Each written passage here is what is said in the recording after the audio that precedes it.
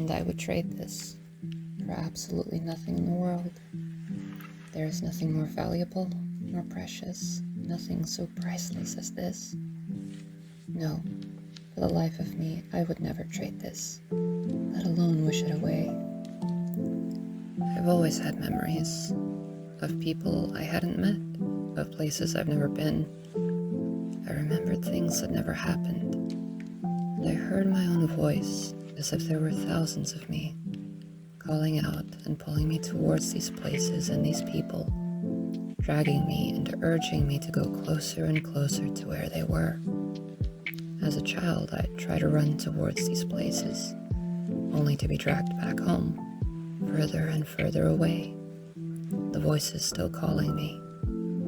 I knew what needed to be done, regardless of what anyone would say or do to try and stop me. As far as I was concerned, no one else existed. No one was outside of that small bubble of determination. I needed to find two people, and they were all of the world to me. Decades of my life were given to this cause. Ever since I could remember, I had heard the voices calling out. Every night, I dreamt about finally meeting who I was destined to meet for as long as I lived. Every morning, I would wake just before I could find out who it was.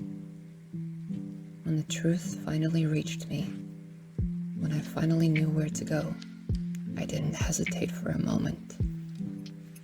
I have braved mountains, oceans, storms, deserts. I have stared death in the face and said to it, I cannot die until I have met who I need to meet.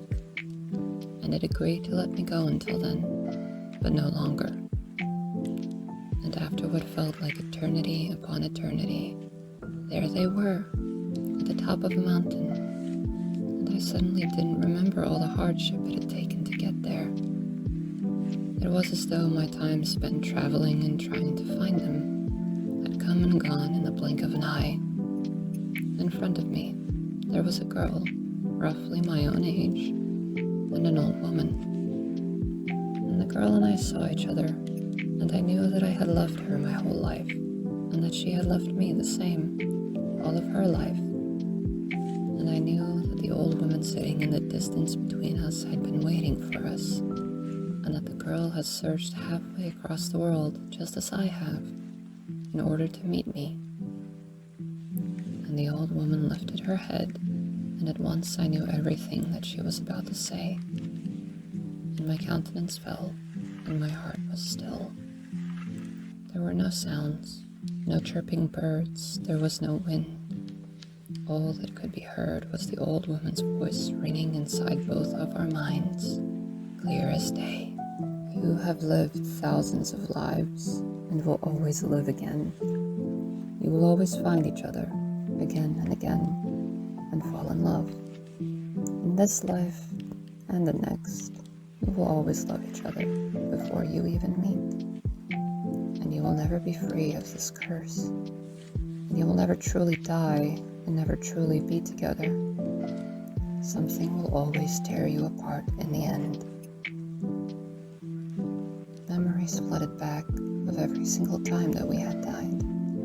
And each time, I looked into her eyes, and I saw that she had no fear of death, only of being alone without me. And each time, I had died in her arms, or she in mine. One of us was always left behind. And each time she was born, they gave her a different name. We have both had 1,000 different names, and 1,000 different bodies, and 1,000 different voices. But those eyes were always the same. I always remembered those bright blue eyes like clear water shimmering in the sun.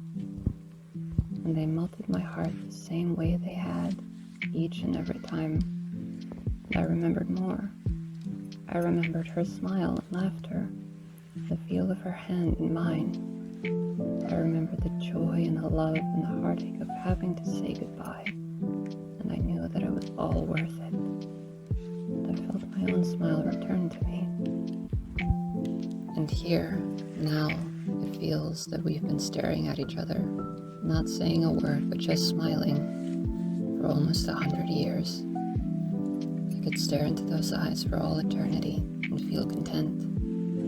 "You're wrong," I shout to the old woman, sitting in her cloak on the mountaintop, separating the two of us. I can't see her face, but still feel her confused and defiant frown. We are not doomed to suffer. I have not suffered. I have been everywhere. I have spent my life searching for this love, and every moment of longing, every second of every hour was worth pining over and waiting for this one single moment. She smiles back at me, understanding and feeling exactly how I feel. The old woman is still confused, frantic, seemingly feeling the need to stop us as we advance further towards each other. I can feel it now. That deal I made is taking its toll. I did say that I still needed to meet someone, and now that I have, the death I was meant to face is catching up with me. I won't be able to avoid it for much longer. But for now, our love is no curse. I have fallen in love with you over and over, thousands of times, and it is and always will be the greatest gift that anyone could ever receive. Loving you is the greatest blessing, the most wonderful miracle, the absolute pinnacle of joy. And I would trade this for absolutely nothing in the world. There is nothing more valuable, more precious, nothing so priceless as this. No, for the life of me, I would never trade this, let alone wish it away. Never in a million years, my love. Nor would I. Not for anything, she says, smiling down at me. She is holding me now, as I'm entering my final moments in this world. "Listen," I say, "I'll find you again. I'm sorry, my love. You'll have to be alone for a while. But I'll come back. I don't want to leave you alone, but I don't have a choice," I say. "Don't apologize. You're worth waiting for as long as it takes.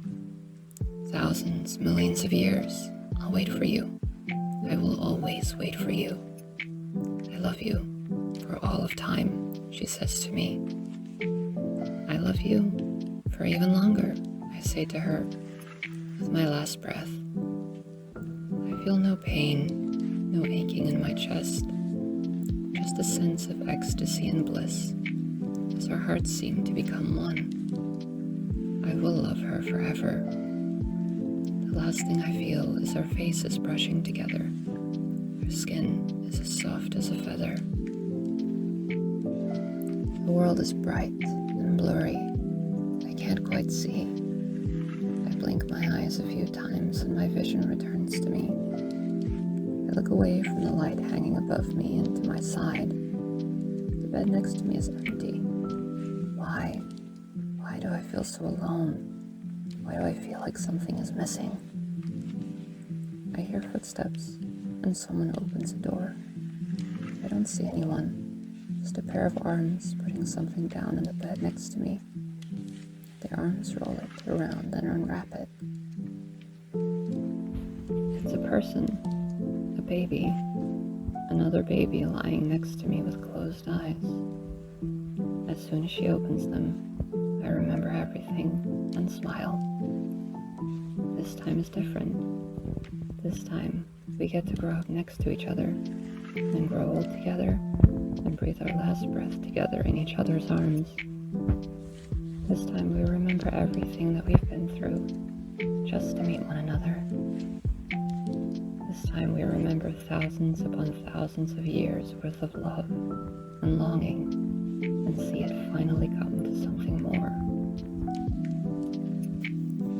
I'm not sure if we'll be reborn again after this time, but even if it takes millions of years more for us just to have one lifetime like this again, where we get to be together, it will be worth it.